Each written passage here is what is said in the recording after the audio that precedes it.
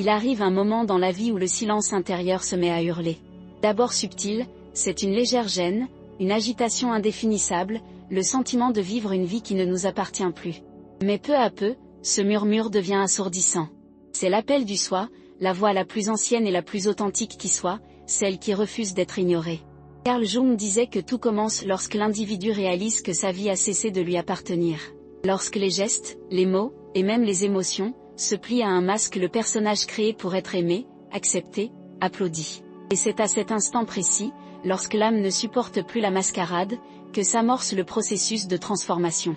Choisir de se choisir semble, à première vue, un geste simple. Mais Jung y voyait un acte révolutionnaire. Car choisir de se choisir, c'est rompre le pacte avec le collectif. C'est dire non au rôle que le monde nous a assigné et oui à ce qui n'a pas encore de forme, mais qui palpite en nous comme un souvenir oublié. La plupart des gens passent leur vie à essayer d'être bons, justes, équilibrés, et c'est précisément là que le danger commence. Plus le masque est parfait, plus le fossé entre qui nous sommes et ce que nous montrons est profond. Jung constatait cette dualité chez chaque patient qui venait le consulter. Des hommes et des femmes qui, en apparence, étaient des modèles de vertu, mais qui, intérieurement, se sentaient vides, épuisés, comme s'ils avaient troqué leur âme contre une place assurée à la table de la société. Ces personnes, disait-il, étaient devenues les amortisseurs émotionnels du monde. Elles absorbaient la colère des autres, portaient leur culpabilité, dissimulaient le chaos familial derrière des sourires polis. Elles vivaient pour la souffrance d'autrui, croyant que c'était de l'amour, de l'empathie, de la compassion. Mais au fond, c'était la peur d'être rejetée, la peur d'être perçue comme égoïste, la peur de découvrir que, derrière toute cette bonté, se cachait une ombre. Jung observait que l'âme humaine a une limite invisible. Elle peut endurer l'indifférence pendant des années, jusqu'au jour où elle réagit. Et lorsqu'elle réagit, ce n'est pas par des mots doux. C'est par des effondrements, des crises, des ruptures, des maladies. C'est la psyché qui réclame un retour à la vérité. Ce retour est rarement volontaire. Il survient à la suite d'un événement qui ébranle toutes nos certitudes, une trahison, une perte, une profonde désillusion. Jung appelait ce moment, l'événement de lucidité. C'est lorsque le miroir se brise enfin et que l'individu se voit tel qu'il est réellement, non pas ce qu'il voudrait être, mais ce qu'il est. C'est l'instant où toutes les excuses, les justifications et les histoires perdent leur pouvoir, et où quelque chose en nous décide, ça suffit. C'est là que le véritable voyage commence. Il commence par une question simple et bouleversante, qui suis-je quand personne ne me regarde ? Jung pensait que cette question est la porte d'entrée de l'inconscient. Car c'est là, dans la partie invisible de l'esprit, que réside tout ce que l'on nous a forcé à nier. L'inconscient, disait-il, n'est pas seulement le réceptacle des faiblesses humaines. C'est le territoire où l'âme vit dans sa totalité, les instincts, les symboles, les dieux oubliés, la sagesse ancestrale que la conscience a perdue. Il croyait qu'en chaque personne réside une constellation d'archétypes, le héros, l'enfant, le sage, l'ombre, l'amant, le créateur. Chacun représente une force de la psyché, un fragment du divin en nous. Et la souffrance commence lorsque nous nous identifions à un seul d'entre eux. Lorsque nous ne sommes plus que le gentil, le fort, elle, invisible. L'âme tombe malade lorsqu'elle cesse d'être plurielle.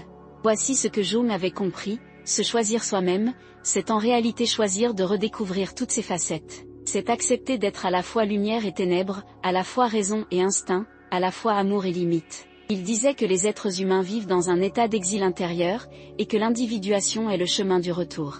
Mais ce retour est périlleux car il exige de détruire tout ce qui est illusoire. C'est pourquoi si peu osent l'emprunter. La plupart préfèrent rester prisonniers de leurs certitudes, même douloureuses, plutôt que d'affronter le vide de l'inconnu.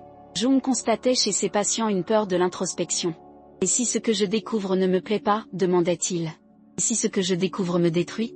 Il répondait que la destruction est inévitable. Ce qui meurt dans ce processus, ce n'est pas le moi, mais le masque. Et plus l'individu est attaché à son personnage, plus l'effondrement sera douloureux. Car le psychisme se moque du confort, il aspire à la plénitude. Et la plénitude signifie intégration, réunir ce que la conscience a séparé. L'âme aspire à la plénitude, non à la perfection. Et cette différence change tout. C'est pourquoi Jung affirmait que la guérison ne consiste pas à devenir heureux, mais à devenir authentique. Le bonheur peut être le fruit de l'adaptation, la réalité, non. Elle exige de se confronter à ce qui a été oublié, désirs refoulés, pulsions niées, souvenirs enfouis. Jung pensait que toute névrose naît du refus de suivre son propre destin. Lorsque l'âme désire quelque chose et que l'ego dit « non », la tension s'accroît jusqu'à ce que l'un des deux cède. Et la douleur, dans cette perspective, n'est qu'un rappel de notre résistance à ce qui doit naître. C'est pourquoi il disait que la douleur est le langage du soi. Le soi ne s'exprime pas par des phrases, il s'exprime par des symptômes. La plupart des patients que Jung traitait ne recherchaient pas l'illumination, mais un soulagement. Ils aspiraient à retrouver une vie normale dans un monde malade. Et Jung, en silence, s'efforçait de les guider vers quelque chose de plus grand, non pas le confort, mais l'éveil. Il savait que la souffrance était l'invitation de l'inconscient à dialoguer. Chaque crise, pour lui, était une tentative de la psyché pour rétablir un équilibre perdu. Et cet équilibre n'est atteint que lorsque l'ego apprend à céder sa place. Lorsque le moi cesse de vouloir contrôler l'âme et commence à l'écouter. C'est alors que la transformation s'amorce. Ce qui était douleur devient direction. Mais Jung mettait aussi en garde, l'éveil de la conscience est une plaie ouverte. L'individu qui se choisit lui-même cesse d'appartenir au monde comme auparavant. Il commence à percevoir le vide dans les regards, l'automatisme dans les conversations, le bruit dans les certitudes. Et c'est insupportable au début. Car percevoir l'inconscient collectif, c'est comme voir dans une pièce éclairée par une lampe cassée, tout devient clair, mais rien n'est beau. La réalité perd son vernis, et l'être humain se découvre étranger dans son propre environnement. C'est le premier prix de l'individuation, la solitude. Pour Jung, la solitude n'était pas une tragédie, mais un rite de passage. C'est le moment où l'âme a besoin de se retirer pour s'écouter. Celui qui regarde à l'extérieur rêve, celui qui regarde à l'intérieur s'éveille, disait-il. Et cet éveil est toujours douloureux, car il détruit le confort de l'ignorance. L'homme éveillé ne peut plus feindre l'ignorance. Il voit, sent, comprend. Et dès lors, il n'y a plus de retour en arrière. Car une fois l'âme touchée par la vérité, aucune illusion ne peut la satisfaire. C'est le moment où l'ancienne vie commence à se dissoudre, et où la nouvelle n'est pas encore née. Jung appelait cela la « nuit obscure de l'âme », et disait que c'est le moment le plus fertile du processus, le chaos qui précède la création. Il croyait que l'inconscient collectif, ce champ invisible qui relie tous les esprits humains, réagit à l'éveil de chaque individu. Lorsqu'une personne commence à intégrer sa propre part d'ombre, quelque chose se met en mouvement dans l'inconscient de l'humanité. Car la psyché est un réseau vivant et toute guérison personnelle est un acte de guérison collective. C'est pourquoi se choisir soi-même n'est jamais un geste isolé. C'est une révolution silencieuse contre tout ce qui maintient le monde dans l'ignorance. Jung voyait dans l'individu éveillé le prototype de l'homme futur, celui qui ne vit plus selon des règles imposées, mais dans un dialogue vivant avec son propre esprit. Il disait que l'âme humaine est le théâtre où les dieux respirent encore. Chaque émotion, chaque rêve, chaque symbole est un message de l'invisible qui aspire à la conscience. Et quiconque a le courage de les écouter se transforme inévitablement. Mais le prix à payer est élevé. Pour renaître entier, il faut mourir en tant que personnage. La persona doit s'effondrer pour que le soi puisse émerger. Et lorsque cela arrive, le monde change de couleur. Ce qui paraissait certain devient une question, ce qui semblait ordonné se révèle être un masque. C'est le début de la véritable liberté et aussi le début de la véritable responsabilité. Le premier pas du voyage intérieur est donc le plus décisif. Se choisir soi-même n'est pas un acte d'égoïsme, mais un acte de fidélité à son âme. C'est le début d'un voyage au cœur de l'inconscient, guidé par une voix ancestrale, tantôt douce, tantôt terrifiante. Jung disait que le soi conduit l'individu à travers les symboles, les coïncidences, les intuitions. Il appelle, insiste, répète. Et si on l'ignore, il crée le chaos nécessaire pour capter notre attention. Il n'y a pas d'échappatoire, car le soi ne renonce jamais. Il est l'archétype de la totalité, et sa mission est de nous ramener au centre. Mais Jung savait aussi que ce processus n'est pas fait pour tous. Nombreux sont ceux qui entendent l'appel et font semblant de ne pas l'entendre. Ils continuent de jouer leur rôle, accumulent les applaudissements, mènent une vie parfaitement factice. D'autres tentent de faire taire leur âme par des distractions, le travail, la consommation, le bruit. Mais il en est quelques-uns, une poignée qui décident d'écouter. Et, une fois qu'ils ont écouté, ils ne peuvent plus retourner à l'inconscience. Ce sont ceux que Jung appelait les « individus en devenir ». Des personnes qui, même tremblantes, marchent vers l'inconnu. Et c'est dans cette marche que l'inconscient commence à révéler ses secrets. L'éveil est un point de non-retour. Lorsque vous vous choisissez, tout ce qui n'est pas authentique commence à s'effondrer, les relations fondées sur la dépendance, les habitudes anesthésiantes, les valeurs héritées qui n'ont jamais été les vôtres. Tout s'écroule, et il ne reste que vous à nu, sans phare, face à l'immensité de votre âme. C'est le début du voyage. Et Jung nous a prévenus, ce voyage est long, solitaire et sacré. Car se choisir, c'est choisir d'affronter son propre abîme. Mais c'est aussi choisir de redécouvrir l'étincelle divine qui y réside. Le soi attend là, patiemment, jusqu'à ce que l'individu se lasse de fuir. quand enfin vous la trouvez, vous comprenez que l'appel ne venait pas de l'extérieur. Il a toujours été en vous. Il a toujours été votre âme cherchant à se souvenir de qui elle est. C'est le retour aux sources. Mais ce retour a un prix, tout ce qui n'est pas vrai doit mourir. Et ce sera le thème de la prochaine partie, l'inévitable confrontation avec l'ombre, le miroir le plus redouté et le plus nécessaire de l'âme. Car nul ne peut trouver la lumière sans avoir d'abord traversé ses propres ténèbres. Il existe un moment inévitable et silencieux où l'âme décide de révéler ce que le miroir a toujours cherché à dissimuler. Jung appelait cet instant la confrontation avec l'ombre, la rencontre avec tout ce que nous avons passé notre vie à nier. Et il affirmait que nul ne sort indemne de cette confrontation. Car contempler sa propre ombre, c'est comme allumer une bougie dans une pièce longtemps restée close, la lumière non seulement éclaire, mais révèle aussi la poussière accumulée, les formes oubliées, les marques du temps que le regard avait évité. C'est pourquoi tant de personnes abandonnent lorsqu'elles comprennent ce que ce processus exige réellement. L'éveil, contrairement à ce que beaucoup pensent, n'est pas un chemin de lumière, c'est une plongée dans les ténèbres de sa propre âme. Pour Jung, l'ombre n'est pas le mal incarné. Elle est la somme de tout ce qui a été refoulé, chaque émotion étouffée, chaque impulsion censurée, chaque désir jugé honteux. Quand quelqu'un dit « je ne suis pas comme ça », il désigne presque certainement un aspect de son ombre. Celle-ci se forme dès l'enfance, lorsque l'on prend conscience que certaines parties de soi-même sont rejetées. L'enfant spontané apprend qu'être authentique a parfois un prix. Et pour survivre, il commence à dissimuler ses sentiments. Il grandit en souriant, mais intérieurement, il accumule peur, colère, envie, tristesse et croit que tout cela est mal. Mais l'inconscient n'oublie pas. Il conserve chaque fragment refoulé, un jour, le restitue avec intérêt. Jung observait ce phénomène dans les moments les plus anodins. Une femme dévouée, toujours bienveillante, qui un jour explose de colère contre son mari à propos d'une serviette mouillée. Un homme rationnel et poli qui perd le contrôle de sa voiture et se lance à la poursuite d'un autre véhicule comme s'il voulait tuer. Une mère aimante qui, soudain, a envie de disparaître et de ne jamais revenir. Ces épisodes, disait Jung, ne sont pas de simples accidents émotionnels. Ce sont des manifestations de l'ombre, l'inconscient qui réclame d'être reconnu. Et plus l'union sépare de nous-mêmes, plus elle tente de ressurgir avec violence. La colère refoulée se transforme en maladie. Le désir nié devient ressentiment. La douleur ignorée finit par hurler de façon incontrôlable. Mais il y a quelque chose de plus subtil et de plus dangereux, l'ombre ne se manifeste pas seulement dans les impulsions extrêmes. Elle se révèle dans les petites décisions, les gestes automatiques, les choix que l'on répète sans en comprendre le sens. Elle est présente chez la personne qui s'auto-sabote alors que tout semble aller pour le mieux. Chez le professionnel qui s'efforce mais finit toujours par être humilié. Dans le schéma relationnel qui nous fait revenir sans cesse à la même histoire, sous des apparences différentes. L'ombre guide ces cycles invisibles jusqu'à ce que l'individu ait le courage de la reconnaître. Jung disait que le destin n'est rien d'autre que l'inconscient qui tente de devenir conscient. Tant que nous ne verrons pas ce que nous projetons, nous continuerons à vivre les mêmes drames, avec seulement de nouveaux scénarios.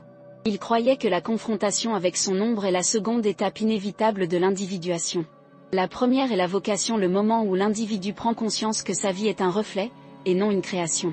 La seconde est le miroir, lorsque le reflet prend la parole et exige d'être reconnu. Et ce moment est rarement paisible.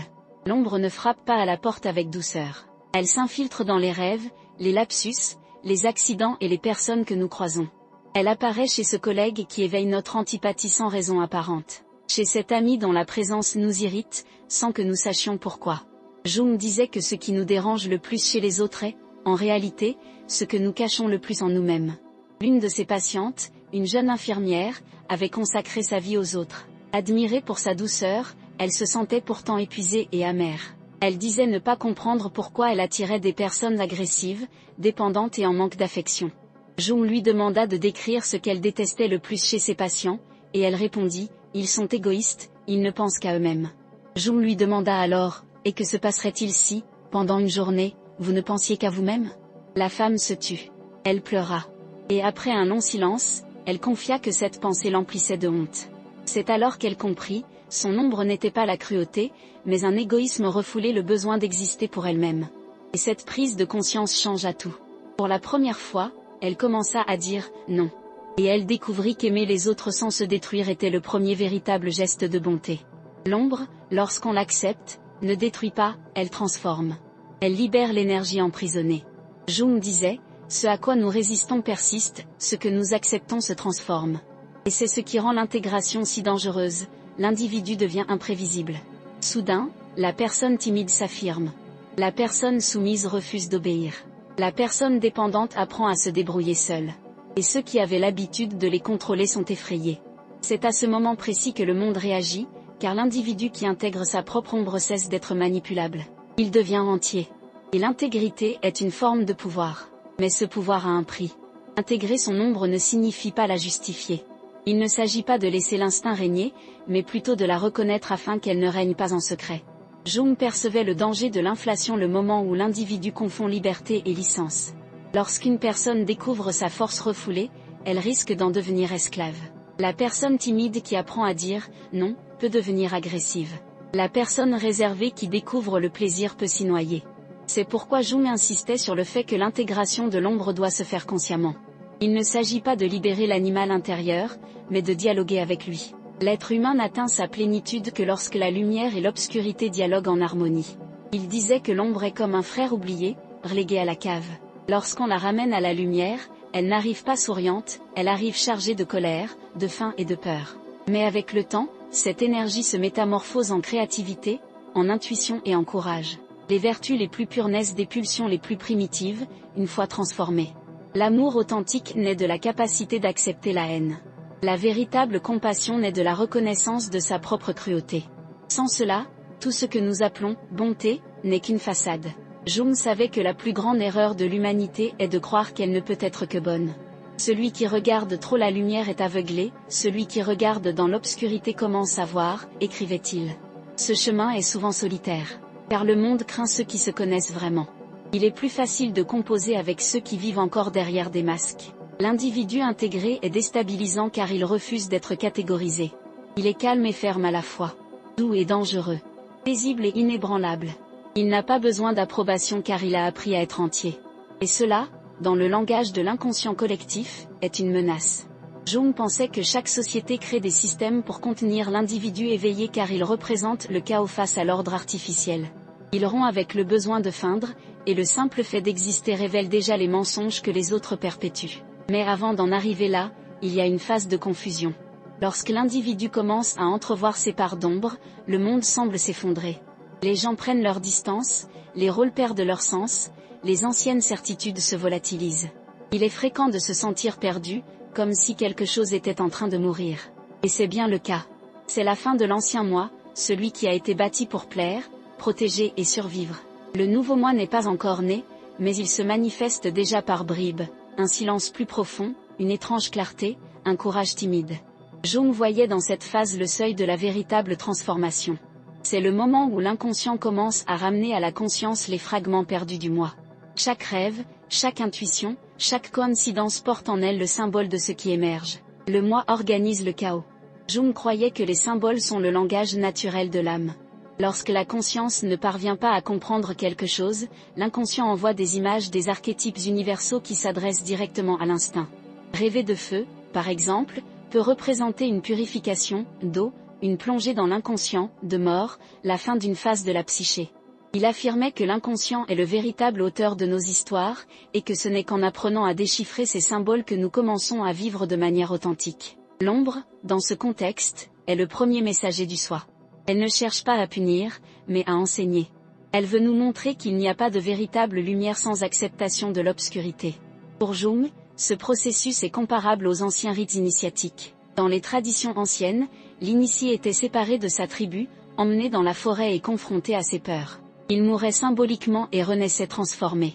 La psyché agit de même. Lorsque nous sommes prêts, elle nous conduit au cœur de notre propre forêt, l'inconscient. Là, nous sommes confrontés à tout ce que nous évitons de voir. Et seuls ceux qui persévèrent dans ce voyage en reviennent avec sagesse. C'est pourquoi Jung disait que l'âme est une forêt obscure où l'homme doit se perdre pour se retrouver. Chaque ombre révélée est une branche cassée sur le chemin de la conscience. À mesure que l'individu intègre ces fragments, quelque chose change de façon irréversible. Il commence à percevoir le monde différemment. Les visages semblent plus transparents. Les conversations banales sonnent creux. Une sensibilité nouvelle, presque effrayante, se manifeste. C'est comme si les yeux voyaient non seulement ce qui est extérieur, mais aussi ce qui vibre à l'intérieur de chaque personne. Cette perception élargie est le début d'une nouvelle forme de vision, une vision dangereuse, car elle transcende les apparences. Jung l'appelait « perception différenciée », et il savait que peu étaient prêts à y faire face. Pouvoir est aussi un fardeau. Et ce sera le prochain défi sur le chemin. Car lorsque l'ombre est intégrée, le voile se déchire. Et le monde, soudain, se révèle dans toute sa profondeur belle, mais terrible. L'individu commence à percevoir non seulement sa propre âme, mais aussi l'inconscient d'autrui. On ressent ce que personne ne dit, on comprend ce que personne n'avoue. Et c'est là que réside le véritable danger. Car voir clairement est un don que le collectif ne pardonne pas. Et c'est de cela que Jung parlera ensuite, le prix à payer pour voir ce que le monde préfère garder invisible. Il arrive un moment, dans le cheminement intérieur, où le silence devient trop lourd pour être ignoré. C'est lorsque l'ombre a déjà été reconnue, mais qu'une nouveauté commence à émerger, une lucidité déconcertante, presque douloureuse. Jung appelait ce stade la différenciation de la perception. C'est l'instant où la conscience, élargie par l'intégration de l'ombre, commence à percevoir ce qui était auparavant caché, non seulement en soi, mais aussi chez les autres. La réalité gagne en profondeur, et l'individu éveillé réalise que les gens ne disent pas ce qu'ils ressentent, ne montrent pas ce qu'ils pensent et ne vivent pas ce qu'ils désirent. C'est comme si le monde entier avait été bâti sur un pacte invisible de masques. Et lorsqu'on perce ces masques, il n'y a plus de retour en arrière. Au premier abord, cette prise de conscience semble une bénédiction. Tout s'éclaire soudain. Les motivations cachées, les jeux émotionnels, les petits mensonges sociaux, tout est révélé au grand jour. L'individu se sent éveillé au cœur d'un rêve collectif. Mais il découvre bientôt l'autre face de cette vision, l'isolement. Voir, c'est s'isoler. Car, en percevant les dynamiques inconscientes qui animent le comportement humain, on commence à comprendre que presque personne n'est vraiment présent. Les conversations deviennent vides, les interactions prévisibles, les gestes automatiques. Le monde se transforme en pièce de théâtre, et l'on se retrouve seul spectateur à en connaître les rouages. Et l'inévitable question se pose, comment continuer à vivre au milieu d'un spectacle dont on connaît déjà les ficelles? Jung disait que c'est la malédiction de la conscience. Plus on voit, plus on perçoit l'abîme entre ce qui est et ce qui paraît être. C'est comme si l'âme humaine était faite de plusieurs couches, et que la plupart des gens ne vivaient qu'en surface. Lorsque la perception s'approfondit, les masques deviennent transparents.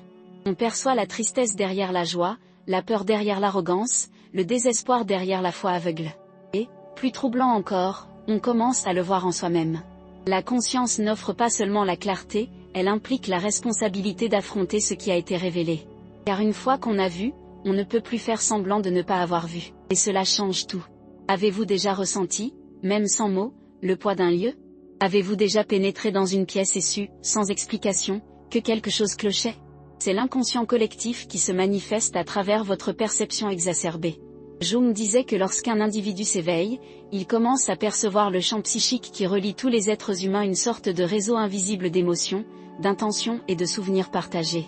Cette sensibilité, il l'appelait la fonction intuitive supérieure, et elle peut être si intense qu'elle en devient presque effrayante. Car ce qui n'était qu'une vague sensation se transforme alors en information précise. Vous savez quand quelqu'un ment, vous sentez qu'une relation se meurt, vous pressentez les événements avant qu'ils ne se produisent. Et cela peut sembler un pouvoir, jusqu'à ce que vous en compreniez le prix. Percevoir l'inconscient d'autrui, c'est, dans une certaine mesure, ressentir l'inconscient collectif. Et le monde est lourd. Jung disait que chaque âme éveillée porte en elle une part de l'ombre collective. Autrement dit, plus on devient conscient, plus on est sensible à l'inconscient général. Ce qui passait autrefois inaperçu nous affecte désormais profondément, le mensonge, la manipulation, l'envie, l'injustice. Tout ce que le monde a normalisé commence à nous blesser insupportablement. L'individu conscient se retrouve cerné par le bruit, luttant pour ne pas sombrer dans le désespoir. Comment continuer à aimer un monde qui semble refuser de guérir? C'est là que beaucoup confondent lucidité et cynisme. Ils pensent que ceux qui voient trop perdent la foi. Mais Jung disait le contraire, c'est la vision véritable qui rend l'amour authentique possible. Car aimer quelqu'un sans voir qui il est vraiment n'est pas de l'amour, c'est de la projection. La conscience, même douloureuse, est le seul terreau où la compassion authentique peut s'épanouir. Quand on voit l'ombre en autrui et qu'on choisit malgré tout de rester humain, c'est cela l'amour. C'est l'amour qui reconnaît l'ombre sans s'y perdre. Jung croyait que le regard de l'individu éveillé a le pouvoir de transformer, non par les mots, mais par la simple présence qui révèle ce que l'autre tente de dissimuler. La conscience illumine et c'est pourquoi elle est crainte. Mais cette lumière a un effet secondaire, elle perturbe. Lorsqu'on commence à percevoir les dynamiques cachées, on réalise que tout est mu par des forces inconscientes. Les louanges peuvent masquer l'envie. La bienveillance peut être une forme de contrôle. La moralité peut n'être qu'une peur déguisée. Une fois cette prise de conscience faite, il est impossible de l'ignorer. Dès lors, le dilemme se pose, comment vivre dans un monde d'ombre sans s'y fondre? Jung affirmait que c'est le tournant de l'individuation, le moment où l'individu doit choisir entre utiliser le savoir pour dominer ou pour comprendre.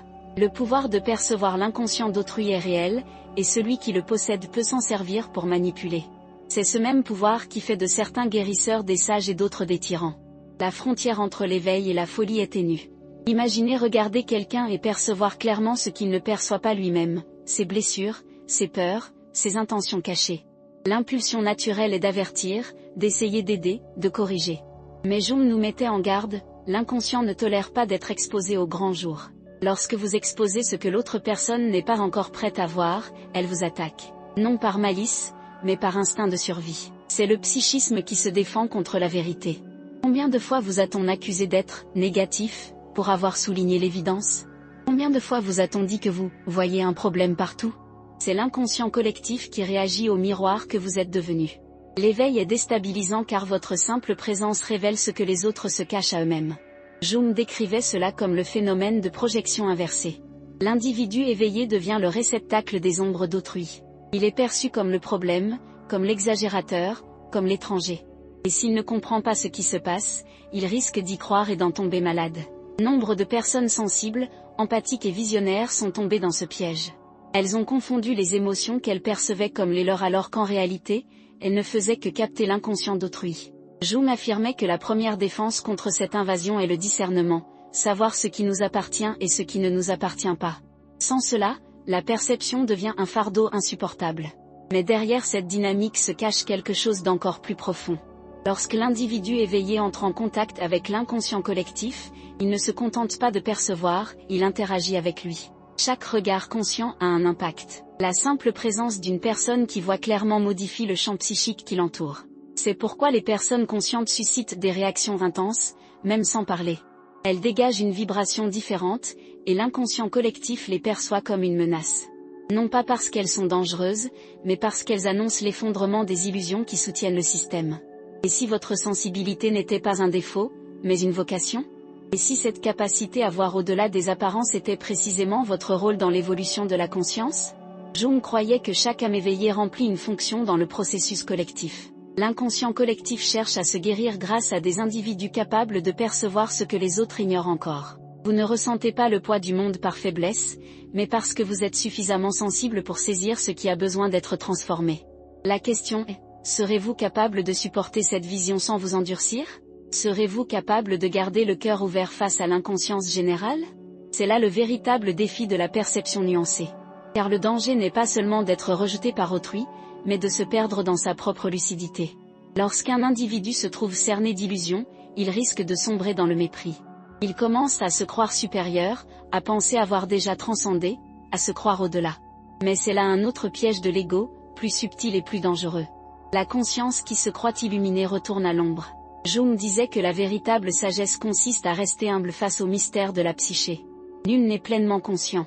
La lumière que nous portons n'est qu'un rayon éphémère dans l'immensité de l'inconscient. Et c'est en gardant cela à l'esprit que l'être humain s'ancre dans la compassion. Il arrive un moment où cette perception devient presque mystique. L'individu commence à sentir qu'une force orchestre les rencontres, les coïncidences, les souffrances et les leçons. Jung appelait cela la synchronicité, la manifestation visible d'un ordre invisible. Cette perception nuancée, en mûrissant, révèle que tout est lié. Ce qui semblait fortuit se révèle être un dialogue entre la conscience et l'inconscient collectif. L'éveil n'est plus perçu comme une punition, mais comme un appel à collaborer avec cette intelligence supérieure. L'individu cesse de réagir à ce qu'il voit et commence à participer consciemment aux événements. Il ne lutte plus contre les ténèbres, il apprend à les éclairer. Mais la transition vers ce point est tumultueuse. Avant la paix vient l'épuisement. L'individu conscient doit composer avec la tension constante entre ce qu'il ressent et ce que le monde attend de lui.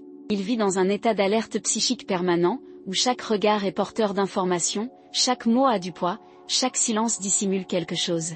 Nombreux sont ceux qui se réfugient dans l'isolement. D'autres tentent d'anesthésier leur esprit pour moins ressentir. Jung l'avait compris. Lui-même a traversé de longues périodes de solitude et de désorientation durant lesquelles sa perception s'est élargie. Il a écrit que, durant ces années, il rêvait de catastrophes, d'inondations et de villes en flammes, symboles de la destruction des anciennes structures intérieures. La nouvelle conscience doit détruire l'ancien monde en nous pour naître. Que faire, alors, lorsqu'on commence à trop voir? La réponse de Jung était paradoxale: continuer à regarder, mais sans juger. La conscience n'est pas faite pour condamner, mais pour comprendre. L'individu éveillé n'est pas appelé à corriger le monde, mais à le comprendre jusqu'à ce que la compréhension, en elle-même, le transforme. Voir n'est pas un fardeau, c'est une mission sacrée. La lucidité n'est pas une malédiction, c'est un instrument. Mais il faut l'utiliser avec respect de sa propre âme et des âmes encore endormies. Et il y a une beauté secrète dans ce processus. Quand on apprend à voir sans se blinder, quelque chose change en nous. Les gens autour de nous commencent, sans comprendre pourquoi, à voir un peu mieux eux aussi. Le regard conscient éveille le regard dormant. C'est ainsi que se propage l'évolution psychologique, non par les discours, mais par la résonance. Chaque conscience éveillée est une flamme qui en allume une autre. Et Jung le savait, c'est ainsi que l'inconscient collectif s'illumine, un regard à la fois. Mais cette lumière grandissante provoque une réaction inévitable, la résistance des ténèbres. L'inconscient collectif ne se soumet pas facilement. Lorsqu'il commence à se révéler, il lutte pour conserver sa domination. C'est là que surgit le phénomène le plus dangereux du voyage, la projection de l'ombre sur celui qui porte la lumière. Et c'est à propos de ce conflit silencieux, entre la conscience éveillée et l'inconscience du monde, que Jung laissa son avertissement le plus sombre: quiconque voit trop risque d'être perçu comme l'ennemi. Il arrive un moment, dans ce cheminement, où l'individu éveillé réalise que le monde ne le perçoit plus de la même manière. L'atmosphère se transforme. Les regards deviennent différents, plus prudents, plus méfiants. L'affection d'antan se mue en distance. On se met à réagir comme si notre simple présence révélait quelque chose que l'on préférerait dissimuler. Jung nomma ce phénomène la projection de l'ombre et ce fut l'une des découvertes les plus troublantes de sa carrière. Il comprit que lorsqu'une personne commence à percevoir clairement ses propres mécanismes inconscients, le monde qui l'entoure, sans s'en rendre compte, y réagit. La prise de conscience de l'un éveille les défenses inconscientes des autres. Il en résulte une sorte de conflit invisible, une guerre silencieuse entre ceux qui voient et ceux qui dorment encore. Tout commence subtilement. Un ami proche se met à l'éviter, prétextant que « il est différent ». Un collègue qui l'admirait commence à le traiter avec ironie. Un membre de sa famille s'irrite de son silence et l'accuse de se croire supérieur. Rien de tout cela n'est intentionnel. Ce sont des manifestations de l'inconscient collectif, celui-là même que Jung a commencé à étudier avec obsession après avoir constaté que le phénomène se répétait chez presque tous ses patients lors du processus d'individuation. Il a observé qu'à mesure qu'il prenait conscience, il cessait inconsciemment de jouer le rôle attendu par le groupe. Et le groupe, incapable de comprendre ce changement, réagissait en projetant sur eux ce qu'il refusait de voir en lui-même. C'est ainsi que Jung a formulé le concept de bouc émissaire psychologique. Dans chaque famille, entreprise ou communauté, il existe une personne qui porte les émotions refoulées du groupe. Cette personne ressent ce que les autres ne peuvent supporter de ressentir, exprime ce que les autres dissimulent et en est inévitablement puni. Jung a écrit dans ses carnets que cette dynamique est présente depuis les mythes les plus anciens, l'animal sacrificiel, le prophète rejeté, l'innocent condamné. Le groupe a besoin de projeter son ombre sur quelqu'un pour préserver son propre équilibre. Et plus le collectif est inconscient, plus ce processus sera violent. Jung raconta un jour l'histoire d'un homme d'une grande sensibilité, un employé de banque exemplaire, qui commença à adopter un comportement que ses collègues qualifiaient de « perturbant ». Il restait silencieux en réunion, observant les gens avec un calme déconcertant. Peu à peu, sa présence devint un malaise pour tous. On le disait arrogant, froid et mystérieux. Jusqu'au jour où il fut licencié sans explication concrète. La véritable raison ne fut jamais donnée, mais Jung comprit que cet homme était devenu le reflet de l'hypocrisie ambiante. Il percevait clairement les mensonges et les manipulations du groupe, et son simple regard suffisait à susciter chez chacun une culpabilité inconsciente. L'inconscient collectif réagit en l'excluant. Ce type de réaction n'est pas l'exception, mais la règle. Les sociétés, disait Jung, survivent grâce à des pactes d'inconscience partagés. L'équilibre est maintenu non par la vérité, mais par l'accord tacite de ne pas la dire. Quiconque rompt ce pacte devient une menace. C'est pourquoi le porteur de conscience est si facilement transformé en criminel. L'histoire regorge d'exemples. Socrate fut condamné pour avoir corrompu la jeunesse. Giordano Bruno fut brûlé vif pour avoir affirmé que l'univers était infini. Et même Jésus, pour Jung, représentait l'archétype ultime du bouc émissaire, l'homme qui incarnait la totalité de la conscience et qui fut détruit par l'inconscient collectif, incapable de supporter cette lumière. Mais Jung observait aussi ce phénomène à plus petite échelle, dans les relations quotidiennes. Il expliquait que chaque fois qu'une personne prend davantage conscience d'elle-même, son système émotionnel cherche à rétablir l'équilibre. C'est pourquoi il est fréquent que les personnes en quête de soi traversent des périodes d'isolement. Les liens anciens se dissipent, les amis s'éloignent, les proches s'irritent. Il ne s'agit pas de malice. C'est que, sans s'en rendre compte, l'individu éveillé reflète les contradictions que les autres ne sont pas encore prêts à affronter. Son regard devient un miroir. Et presque personne ne supporte son propre reflet lorsqu'il n'est pas flatteur. Avez-vous déjà remarqué comment, lorsqu'on change profondément, certaines relations cessent tout simplement de fonctionner ? Comme si l'atmosphère devenait pesante, les conversations forcées, les échanges lassants ? Jung appelait cela la résonance psychique. Lorsque deux personnes interagissent, leurs inconscients interagissent silencieusement. Si l'une d'elles commence à changer, le lien doit se réorganiser, sinon il se brise. C'est pourquoi la solitude spirituelle est inévitable. Le processus d'individuation ne détruit pas les liens sains, il dissout seulement ceux qui étaient fondés sur des illusions. Jung pensait que la projection de l'ombre était l'une des plus grandes forces destructrices au monde. Il voyait dans les guerres, les persécutions religieuses, le racisme et le fanatisme des expressions collectives du même mécanisme qu'il observait chez ses patients. L'humanité, incapable de reconnaître sa propre part d'ombre, la projette sur autrui. Ce que nous n'affrontons pas en nous-mêmes, nous finissons par l'affronter comme notre destin, disait-il. Et le destin de l'humanité a toujours été de poursuivre ses propres ombres personnifiées. Les démons extérieurs sont, en réalité, le reflet de l'obscurité intérieure. Durant la Seconde Guerre mondiale, Jung écrivit une série d'essais mettant en garde contre le danger de la projection collective. Il affirmait qu'Hitler était le reflet de l'ombre européenne, l'incarnation des forces refoulées de l'Occident. Cette idée lui valut de vives critiques, mais il insista, ceux qui traitent l'autre de monstre oublient que les monstres ne survivent que parce qu'ils se nourrissent de ce que l'homme renie en lui-même.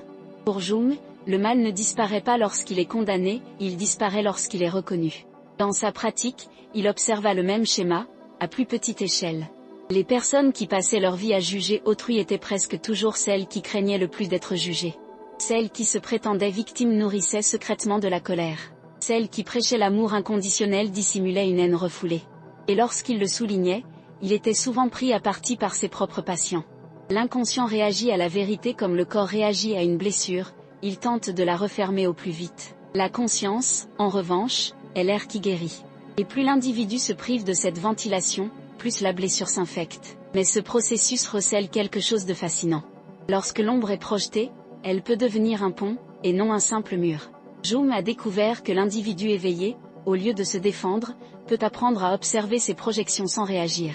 Lorsqu'on l'accuse injustement, il peut se demander, que cherche à se cacher cette personne ? Cette attitude transforme l'attaque en compréhension.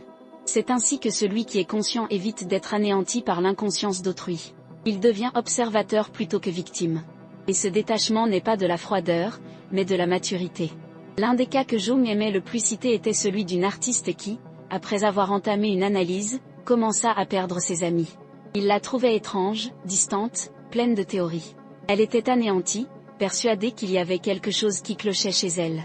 Mais Jung lui expliqua, « Ils ne vous voient pas, ils voient en vous ce qu'ils ne peuvent supporter en eux-mêmes. » Cette phrase fut un tournant décisif. L'artiste apprit à reconnaître ses projections, au lieu de chercher à se justifier, commença à les recouvrir de peinture. Ces toiles devinrent des miroirs symboliques, foisonnant de figures hybrides et de visages superposés. Des décennies plus tard, elles seraient considérées comme des chefs-d'œuvre de la psychologie visuelle. Jung croyait que l'art était l'un des moyens les plus efficaces de lutter contre la projection de l'ombre. Car l'art permet à l'inconscient de se métamorphoser en images. Ce qui est vu perd alors son pouvoir de domination.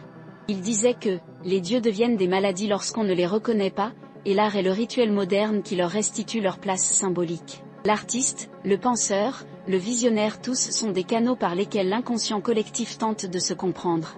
Mais il y a un risque, quiconque porte en lui une conscience peut en être détruit s'il essaie d'expliquer ce que le monde n'est pas encore prêt à entendre.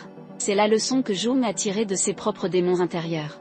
Pendant des années, ses collègues l'ont pris pour un fou, se moquant de ses théories sur l'inconscient collectif et les archétypes.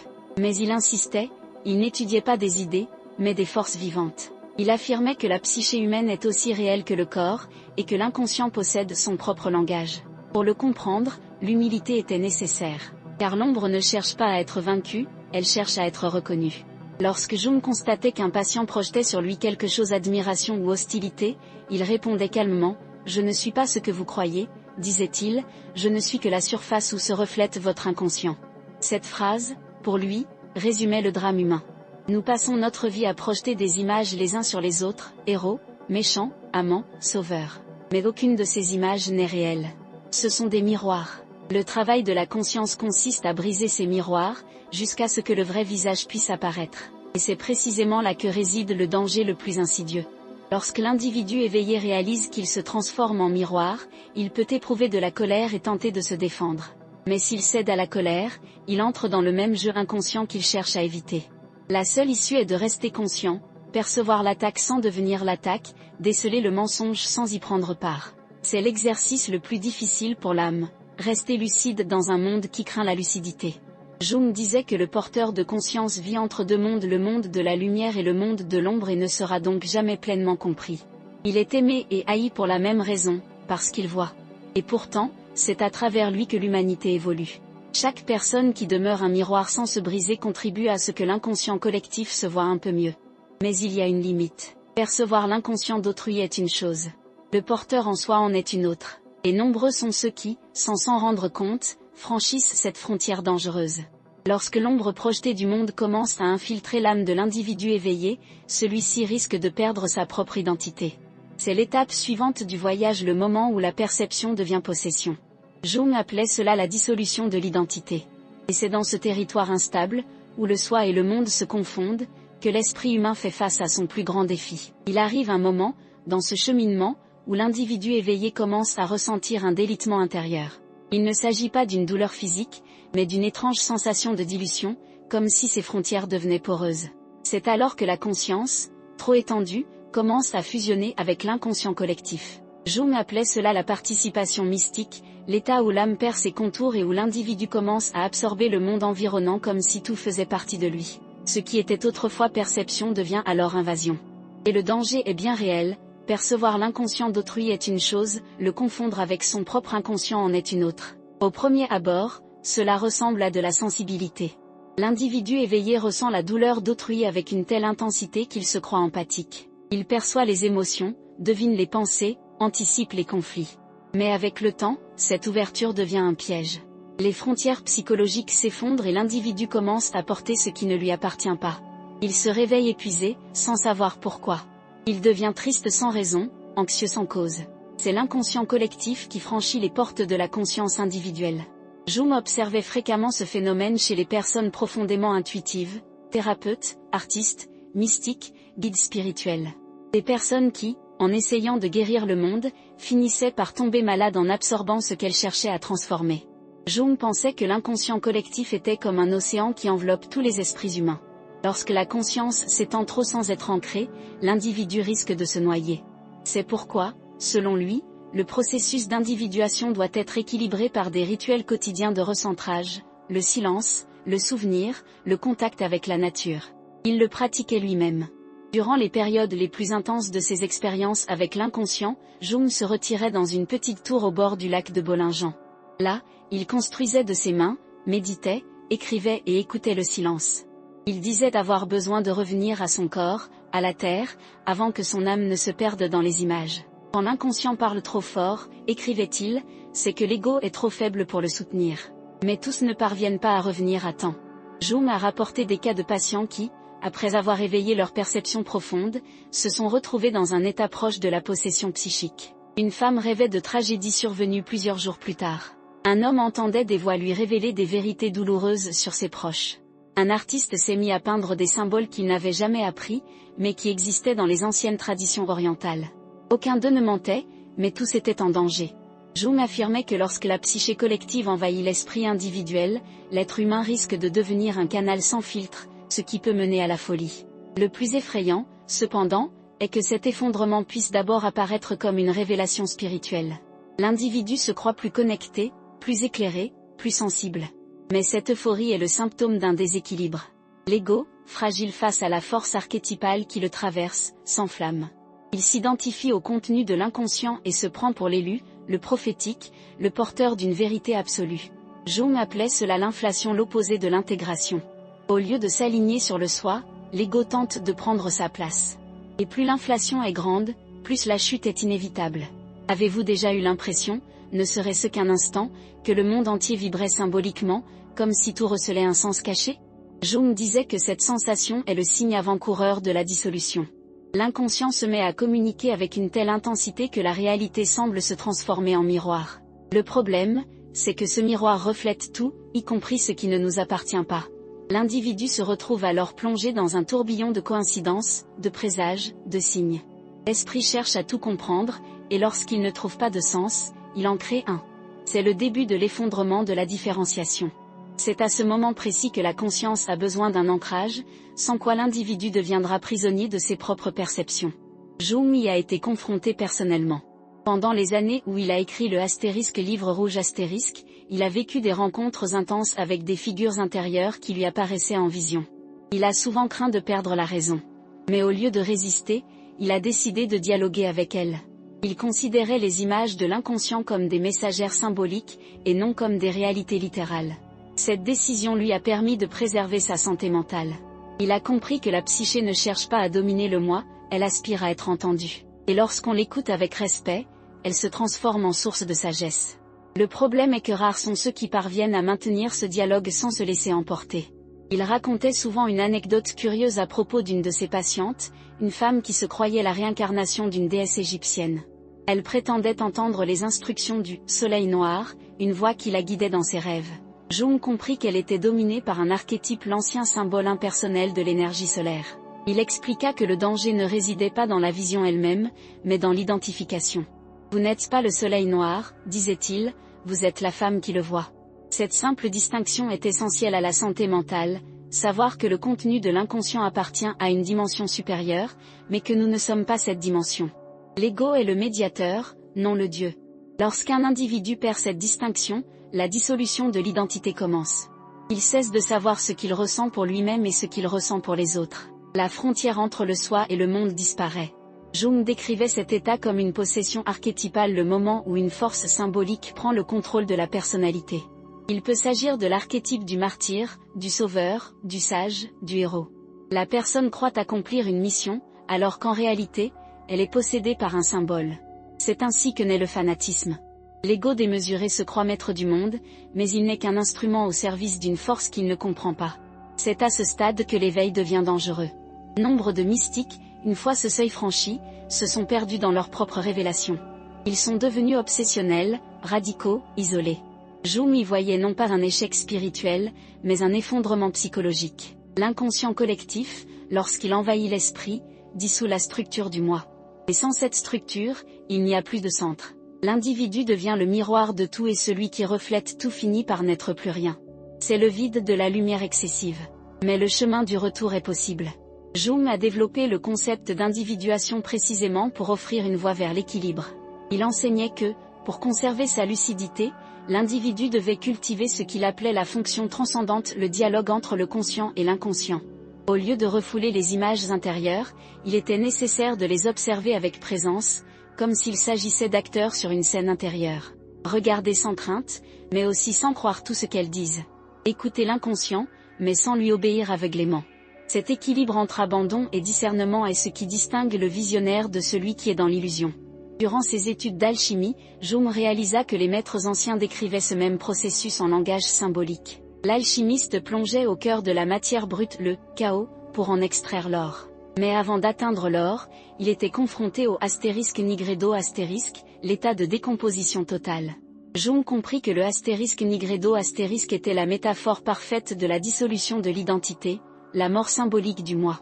C'est l'étape où tout se désintègre pour que le nouveau puisse naître. Sans cette mort, il n'y a pas de véritable transformation.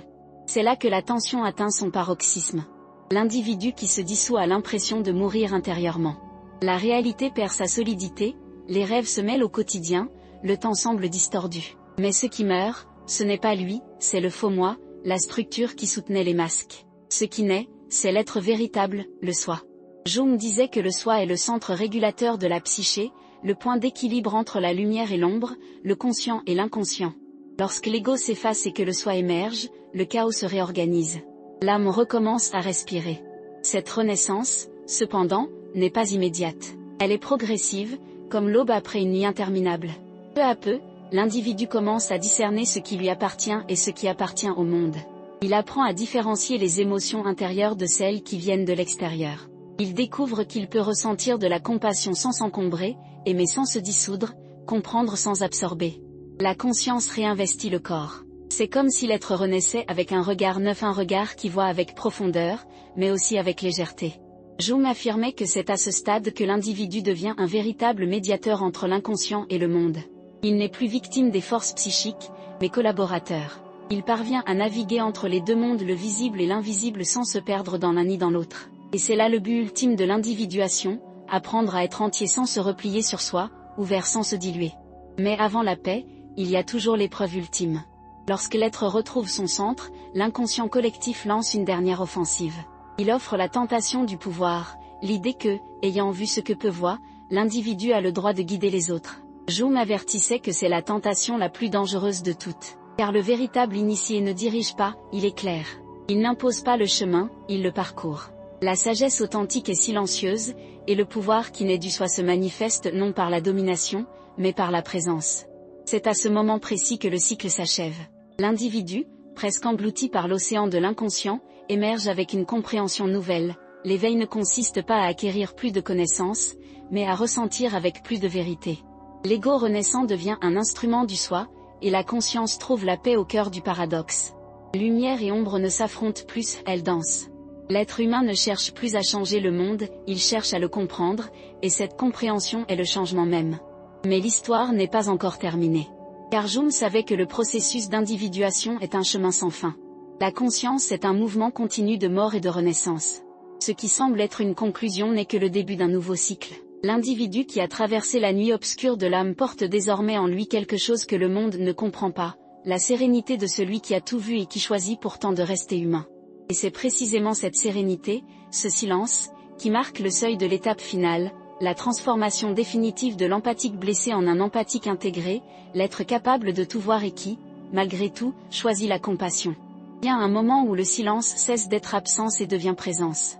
Après le chaos, la descente dans les ténèbres, la confrontation avec l'inconscient et la lente reconstruction de l'âme, l'individu éveillé réalise qu'en lui, quelque chose a changé à jamais.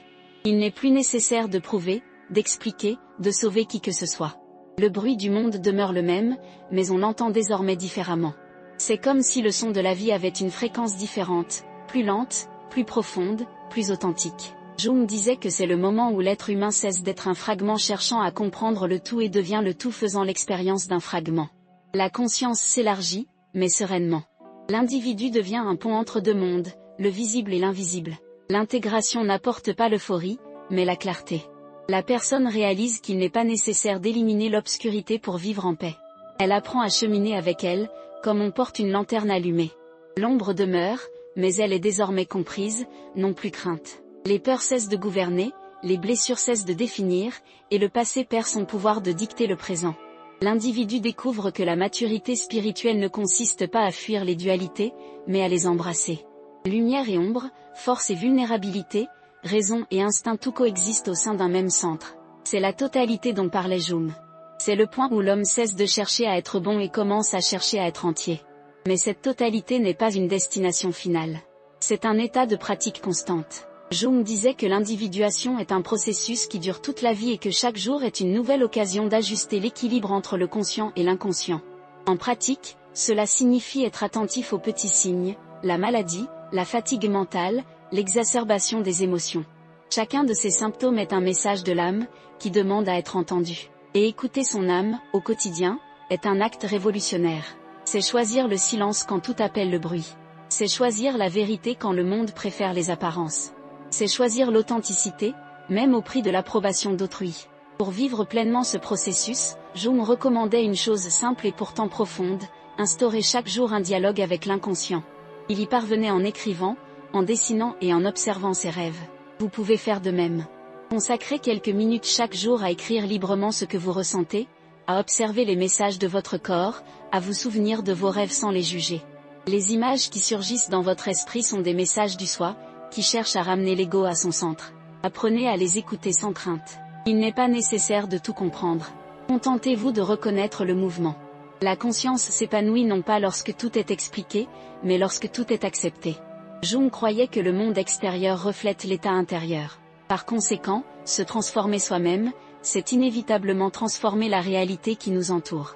Lorsqu'une personne prend davantage conscience, elle agit différemment, elle parle moins, observe davantage, réagit moins, comprend mieux. Cela modifie le champ dans lequel elle évolue. Les relations deviennent plus authentiques, les conflits moins chaotiques, le travail plus significatif. La conscience instaure l'ordre là où régnait auparavant la répétition inconsciente. Ce qui était autrefois lutte se mue en compréhension. Et la compréhension est le commencement de la liberté. Mais la véritable liberté prônée par Jung n'est pas l'absence de limites. C'est la capacité de choisir consciemment son propre destin. Il disait que celui qui ne se tourne pas vers l'intérieur est gouverné de l'extérieur. Et celui qui se tourne vers l'intérieur découvre que le monde extérieur n'est que le reflet de son âme. Quand on se connaît soi-même, nul ne peut nous manipuler. Quand on reconnaît son ombre, nul ne peut l'utiliser contre nous. Quand on accepte sa lumière, nul ne peut l'éteindre. C'est la libération psychologique. Et, en fin de compte, c'est la seule forme de véritable liberté. Cette libération transforme aussi votre regard sur autrui. Le jugement cède la place à l'empathie. Vous commencez à comprendre que chaque personne porte en elle un conflit invisible, une souffrance ancienne, une lutte que le monde ignore. Les masques sociaux persistent, mais vous en comprenez la raison d'être. Votre regard devient plus compatissant car vous savez ce que c'est que de vivre en guerre contre son propre inconscient. La maturité émotionnelle dont parlait Jung naît précisément de cette compassion. Elle survient lorsque l'individu comprend que nul n'est uniquement ce qu'il montre. Chacun est un mélange d'ombre et de lumière en quête d'équilibre. Avec le temps, cette nouvelle perspective instaure une paix intérieure. Les difficultés persistent, mais notre réaction face à elles évolue. Auparavant, chaque obstacle était vécu comme une attaque personnelle. Désormais, tout est perçu comme une étape du processus d'apprentissage. La souffrance cesse d'être une punition et devient une source d'enseignement. Les erreurs cessent d'être honteuses et se transforment en opportunités. La douleur perd son poids tragique et acquiert le sens de la transformation. C'est la conscience qui apprend à trouver un sens à chaque fragment d'expérience. Jung disait que ce n'est pas l'événement lui-même qui guérit, mais le sens que nous lui donnons. Et lorsque l'individu commence à percevoir un sens même dans la douleur, son âme se fortifie. Mais il y a quelque chose de plus profond encore, le retour au collectif. Le processus d'individuation, contrairement à ce que beaucoup pensent, ne s'achève pas par l'isolement. Après avoir trouvé son propre centre, l'individu est appelé à revenir au monde, mais avec une perspective différente. Il cesse de chercher chez autrui ce qu'il a déjà trouvé en lui-même. Il n'est plus nécessaire de dominer, de convaincre ou de sauver. Il commence à partager son vécu, non comme une vérité absolue, mais comme un témoignage. Jung croyait que l'être humain intégré a pour rôle de servir la conscience collective. Non par obligation morale, mais parce que c'est naturel, ce qui est éveillé éclaire ce qui est encore endormi, non par le discours, mais par la présence. Concrètement, cela signifie agir consciemment, même dans les gestes les plus simples. Cela signifie écouter sans interrompre, parler sans blesser, aider sans se perdre. Cela signifie faire du travail un champ d'expression pour l'âme et non un simple moyen de subsistance. Cela signifie considérer l'autre non comme un obstacle, mais comme un miroir. La spiritualité de Jung a toujours été pratique, ancrée dans la réalité. Il disait que la transformation intérieure ne se mesure pas au nombre de méditations, mais à la façon dont on réagit face à la contradiction. Et c'est là que le processus se révèle, lorsque la conscience demeure stable au milieu du chaos. Jung concevait l'être humain comme un point de rencontre entre le divin et le terrestre. Il affirmait que la psyché est le temple où résident encore les dieux antiques. Les archétypes, le héros, le sage, la mère, l'amant sont des forces universelles qui habitent chacun de nous, attendant d'être reconnus. Lorsque l'individu apprend à dialoguer avec ces symboles, il découvre une source de sagesse qui ne provient pas des livres, mais de son âme. L'inconscient cesse d'être un ennemi à maîtriser et devient un allié. Cette réconciliation est l'aboutissement du cheminement, lorsque l'être humain cesse de fuir lui-même et commence à cheminer aux côtés de sa nature profonde. Et c'est là que l'histoire prend une tournure personnelle. Car ce que Jung a décrit n'est pas qu'une simple théorie de l'esprit, c'est une cartographie de l'expérience humaine. Chacun vit ce cheminement différemment. Certains le découvrent au cœur du deuil, d'autres dans l'art, la douleur, la foi, l'amour ou le silence. Le chemin importe peu. Ce qui compte, c'est le retour à la vérité intérieure. Et ce retour commence dès l'instant où l'on décide de cesser de se fuir. Nul besoin d'être psychologue, philosophe ou mystique. Il suffit d'avoir le courage de s'écouter sincèrement. L'âme parle toujours. Le problème, c'est que nous l'écoutons rarement. Si vous êtes arrivé jusqu'ici, c'est qu'une partie de vous a déjà commencé à s'éveiller. Et peut-être ressentez-vous le même malaise que Jung lorsqu'il a compris que tout ce qu'il appelait réalité n'était que la surface. Il est normal que cela fasse mal. La vérité, lorsqu'elle apparaît pour la première fois, n'apporte pas la paix. Elle provoque une rupture. Mais c'est de cette rupture que naît une vie nouvelle. Le chemin de l'individuation n'est pas facile, mais c'est le seul qui mène à la liberté intérieure. Et cette liberté commence par un geste simple, s'arrêter, respirer et se demander, qu'est-ce qui, en moi, aspire à être vu? La réponse viendra. Peut-être sous forme de souvenirs, de rêves, de sensations, de coïncidences. L'inconscient s'exprime par des symboles, et lorsque vous apprenez à les écouter, le monde entier se réorganise autour de vous. Vous commencez à marcher en harmonie avec quelque chose de plus grand, ce que Jung appelait le soi, le centre organisateur de la psyché. La vie cesse d'être une suite d'accidents et devient un récit cohérent, guidé par le sens. Le hasard acquiert un but. La douleur trouve une voie. Et l'âme, enfin, trouve le repos. Le moment est venu de choisir comment utiliser cette prise de conscience. Vous pouvez fermer cette vidéo et poursuivre votre vie comme si de rien n'était. Ou bien, vous pouvez faire le premier pas vers votre propre individuation. Observez vos rêves, affrontez vos parts d'ombre, écoutez le silence. Autorisez-vous à ressentir, même lorsque c'est inconfortable. La conscience n'est pas un état de lumière permanent, mais un mouvement continu entre lumière et ombre. Apprenez à danser au rythme de ce mouvement, et vous verrez que la vie se transforme sans effort. Et si ce voyage a touché une corde sensible en vous, n'hésitez pas à partager votre expérience dans les commentaires, même anonymement si vous le souhaitez. Dites-nous où vous en êtes dans ce cheminement. Vous êtes bien plus nombreux que vous ne l'imaginez à emprunter cette même voie, et votre témoignage pourrait être le signal dont quelqu'un a besoin pour ne pas abandonner. Aimez cette vidéo, abonnez-vous à la chaîne et poursuivez cette exploration de l'âme humaine. Jung disait que le monde n'a pas besoin de plus d'être parfait, mais d'êtres entiers, et chaque personne qui s'éveille rapproche l'humanité d'un nouveau niveau de conscience. Votre éveil est peut-être le début de la transformation de nombreuses autres personnes.